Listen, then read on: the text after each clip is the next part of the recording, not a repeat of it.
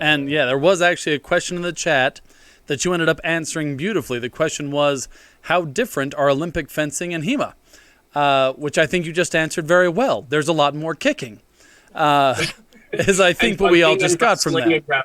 Yeah, no, I mean, there's a lot of differences. Initially, if you look at it, the tools are quite different. In Olympic style sport fencing, you have three weapons. You have the foil, the épée, and the saber, and they're all shaped slightly different. They all have slightly different blades. This is a Olympic style sports saber, and actually it's an épée hilt that's on here, so that's not even correct. But it's very, very light. This thing is extremely light, very flimsy, and it bends quite a bit.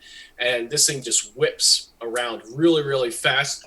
But you can see, just compared to the rapier, how much thicker the rapier's blade is than the Olympic saber, and this is supposed to be the most stout of the three weapons. The other two that's the thickest of the fencing ones. Yeah, yeah. So you can just see just from this, how much different it is. And then of course the rule set is quite different.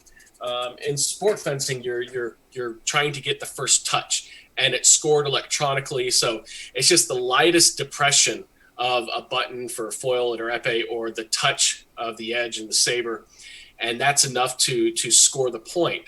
And as long as you hit first, that's the goal. If you get hit second, then nobody cares. In historical fencing, if you're really fighting for your life, getting hit at all is a really bad idea. In fact, a lot of the historic manuals go into great detail about how to avoid double hits, and that's a big problem, especially when you do any kind of sport activity.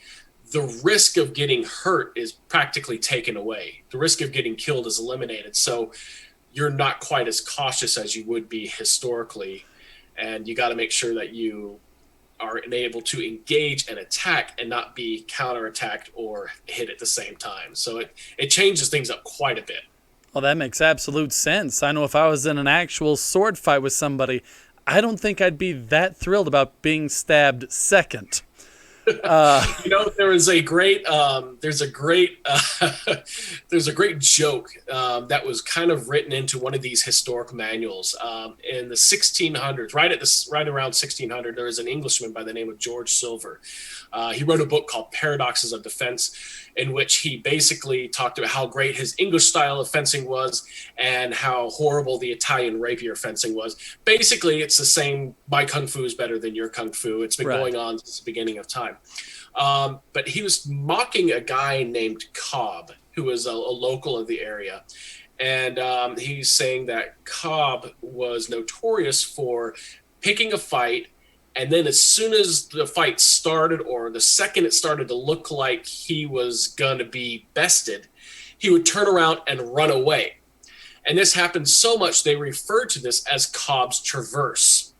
So it became a local joke in the area that if somebody were to run away from the fight, they said he would take up Cobb's Traverse and flee the field, or something along those lines. So he definitely didn't want to be there the majority of the time when it looked like he wasn't going to win right off the bat. Fair enough.